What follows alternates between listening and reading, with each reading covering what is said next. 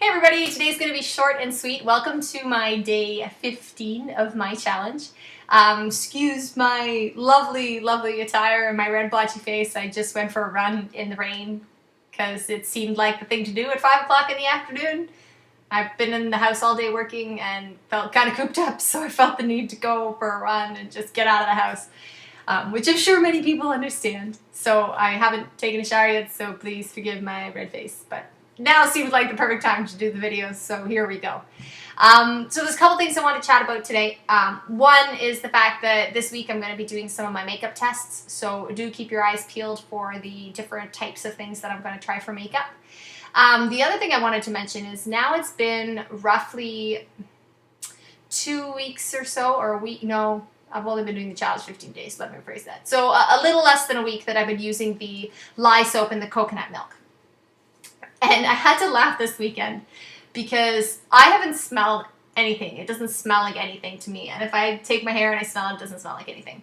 But my brother-in-law, who's 6'2", had given me a hug, and then he goes, "Crystal, your hair smells like campfire." And I'm like, what? How does my hair smell like campfire?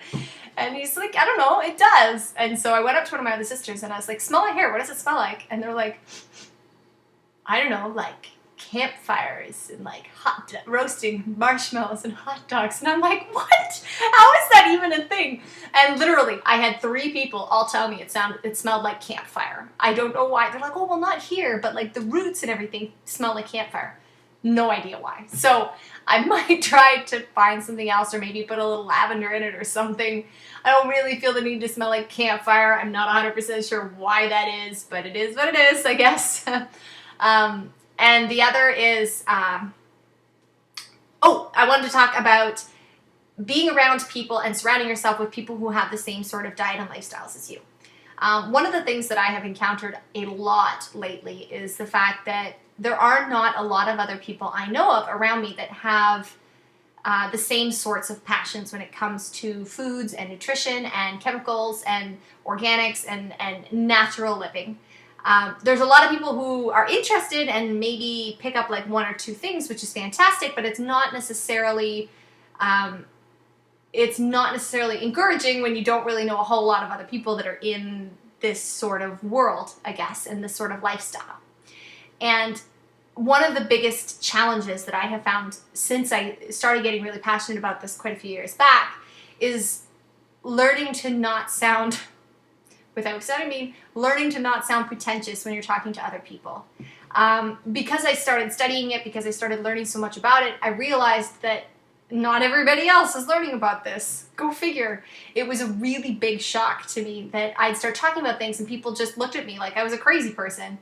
And then when I'd be like, no, I can't believe you'd be eating that. Why would you eat that? Listen, this is the things. And they go ahead and eat it, and I sound super pretentious, feeling or sounding like I feel like I'm better than them because I'm making a lifestyle choice that they're not, which is not the case. And I didn't even mean to. It wasn't like it was an intentional me going out of my way to sound like that, but it unfortunately is the way it was coming across to people. And my lovely sisters, who will be brutally honest with me at all times, told me I sounded pretentious. So it's something I've been working on.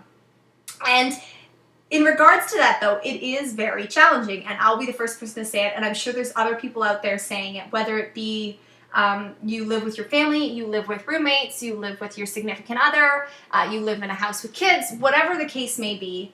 There are so many people out there that are in the same circumstances as me, whereas, for instance, I'm doing my 30-day challenge.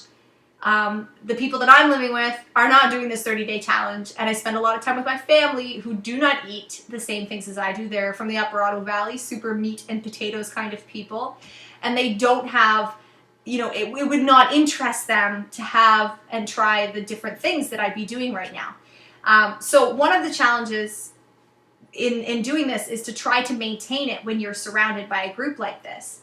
And I'll go back to talking about the munchies, because that definitely was something that's important, is having that food easily accessible for you wherever you are. So having a bag of cut up vegetables sounds ridiculous to carry around, but it is very helpful. I mean, I literally had that experience the other day when I went over to my sister's house, because there was a big group of us and her husband had bought everybody pizza. And he felt really bad that he couldn't find anything for me to eat, because he was like, well, what kind of pizza? What could you get on it that you could eat it? And I was like, I'll just skip on the pizza. And he's like, well, I can always order something else. Like, you can get fries or you can get chicken wings or something like that. And I was like, I'm good. I had a huge bag of kind of vegetables. And I was like, I'm okay. And I think he felt a little bad about it, but I am okay because I have that. If I didn't have that with me, I'd be so hungry that I would probably want to give in. And that's, it's always being prepared for those challenges when they arise. The other is is trying to surround yourself with people who are like-minded in that sense. It's a challenge I've been having because I don't know a lot of people in Ottawa who are not from the Upper Ottawa Valley and are not meat and potatoes kind of people. So I love people from the Valley. They're not as big of hippies as me when it comes to that kind of thing, I guess. So I'm trying to find people in Ottawa who share that same sort of passion for nutrition and passion for a healthy lifestyle and an active lifestyle like I do. So, and it's important. It's important to find and surround yourself with like-minded people who are going to be encouraging your growth and encouraging your passions, as opposed to those that are not necessarily interested in that. And that's okay too. Let them do their own things that they're passionate about. But in the meantime, if this is your passion, it's definitely important to make sure that you connect with people who are very passionate about this too, and surround yourself around with those people so that you're less likely to give in to those temptation, challenging moments, and so that you can maintain that healthy and active lifestyle that you want to and not feel like you're the only weird, strange person in the world that does these kinds of things. So anyway, I feel like I've rambled enough. Stay positive, my friends. Have a wonderful evening, and I will chat with you tomorrow. Bye.